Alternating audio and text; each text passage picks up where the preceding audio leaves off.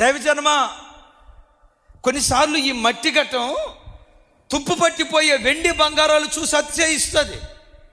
నా కొట్లు, నా ధనం, నా ధాన్యం, నా చదువు, నా ఉద్యోగం, నా స్టేటస్, నా అంతస్తు, నా సౌభాగ్యం, నా హోదా, నా కులం, నా స్థాయి, కొన్నిసార్లు కలిగిన వాటిని బట్టి మనిషి అతిశయిస్తాడు.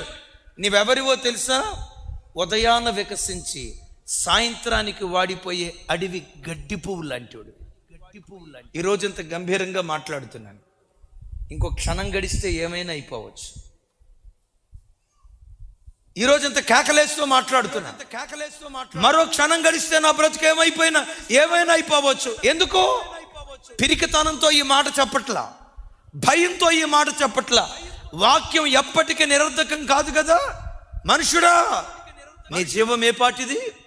ఎంతలో కనబడి అంతలో మాయమైపోయే ఆవిరి వంటిది కాదా అని లేఖనాల్లో రాయబడి ఉంది కదా. అమలారా, మన కళ్ళ ముందు తిరుగుతూ ఉన్న వ్యక్తులు ఎంతమంది అంతర్ధానం కాలేదు?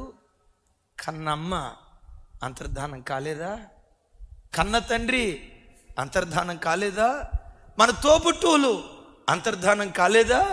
కట్టుకున్న భార్య, కట్టుకున్న భర్త, ఎంతమంది మన కళ్ళ ముందు చూస్తూ క్షణాలలో కనుమరుగైపోయారు.